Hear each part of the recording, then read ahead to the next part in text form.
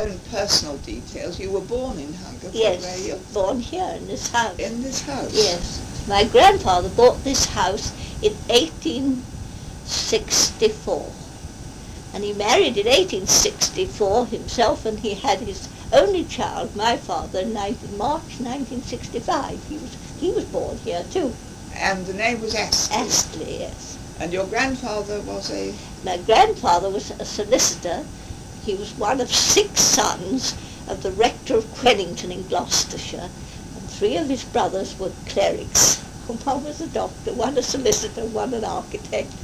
6 boys. Oh, lovely. And then your father, what did he do? He followed his grandfather. His father became he was solicitor and town clerk for 50 years. I've got his reminiscences as solicitor and town clerk for 50 years. Yes, yes, I did have that from somebody else, actually. Yeah. And so you've known this town the whole of this century? Yes, the whole really? of this century. Because when I married in 1923, I only went as far as Newbury, so it wasn't very far. And my mother and father, of course, continued living here. And when did you come back here? Well, I really gave it to my daughter. Well, I didn't give it to them, and my son, because it was my home. In 1953, when they got married, it was a time when difficult to get houses, and they both said as children, they'd come down here, 2 or 3 days a week, and they loved it so. You were born in 1899. 89. Yes. And did you go to school locally? I went next door to a Mrs. Froome College House as a young child, and in 1911 I went to Cheltenham Ladies College. Oh, did you? Yeah. The famous one. It was famous in those days. I wasn't a famous pupil, though. Now, aren't you related through marriage? Isn't your family related to the Richards and the... My mother was a Miss Richards, yes, that lived at North Standing. Yes, yes. And are you related to the Nichols in some way? Well, one of my mother's brothers lived at Rectory Farm, now called Parsonage Farm, and his daughter married a Nichols. Yes, I thought there was some tie. Yes. Yes. So that was a cousin married a Nichols. Well, now tell me, you started telling me about the butchers. Yeah. Tell me about the tradespeople in Hungerford in those days. Oh, they were very nice, all I remember. There weren't a lot. There was the butcher. There were probably more than one, but we went to what is now the co-op, was Pratt's. He went on until quite late, after the First World War, I think, Second World War. And then there was Mr. Alexander, which is now that antique place. That was the best grocers. Yes. Beautiful grocers. And there was another grocer's where Spackman went to, and that was called, oh dear, no, I've forgotten the name. There was Gingell. And one other grocer beyond the bridge coming down this way, where I imagine the co-op must be now, was called Kinnick. Yes. Bakers, there was a baker up above the, nearly to the old school, on the west side of the High Street, called Harris, which was a very good baker. And then there was Jessett's in Eddington, which were quite famous bakers. And they had the post office at That's Eddington right, too, in didn't Eddington, they? yes.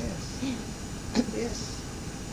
There were really quite a lot of shops for such a small town. Yes, there were 2 good drapers, because Bodmin's was where the antique place is, and the one over the road was, which is Anthea or something now. Yes, Dobson's. Yes, which was Dobson's, and before that, for years in my childhood, belonged to Mr. Tyler.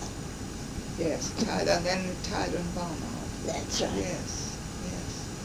These names lasted a long time in Hungerford. Yes, yes, they did. Because I looked through the Kelly's directories and I found them recurring over years. Yes, yes, oh, I think they did. I think my grandfather was quite a foreigner, compared to most of the people who had been born, and their parents had been born in Hungerford. Why do you think it has changed? What has caused the change? Oh, the motor car. The motor car. Sure it is. It used to be lovely, that picture of a little boy spinning his top in the High Street. Yes. You could cross the road without bothering to look. Yes.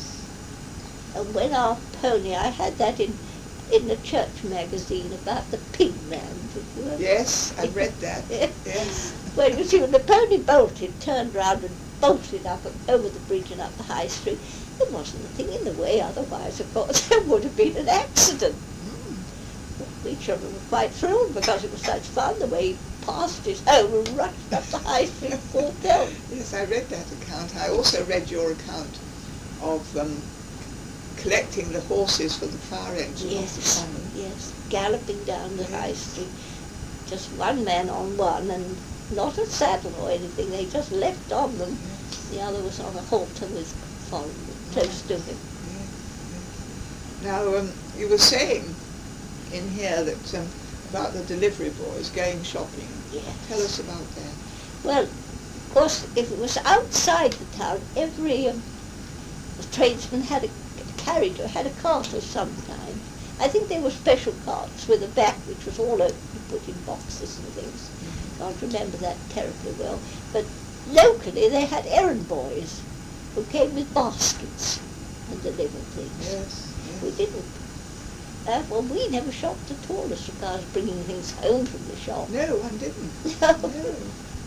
And then, do you remember Betty mentioned the hunt balls at the Corn Exchange? Corn Exchange, yes. Do you remember those? I was too young to go to those, and when the war came and the war ended, I was in Newbury. I didn't come down to them.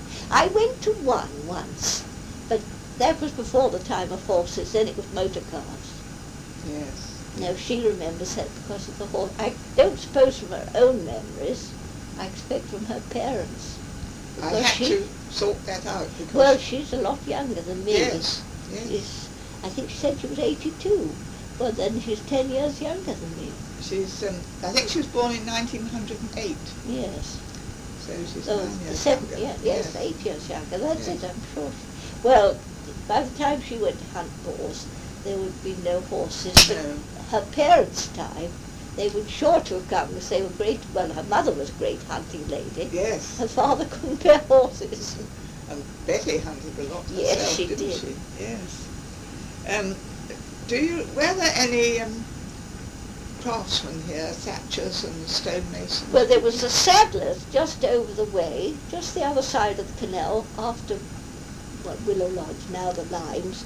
Now, what is it now? Private house, I think it is. That very lovely old house, just down under the bridge as you go down towards the Limes. Oh, yes. That was a saddler's. Yeah. Well, he made everything for horses, Mm. saddles and every Must have been a equipment. busy man in the Yes. early days.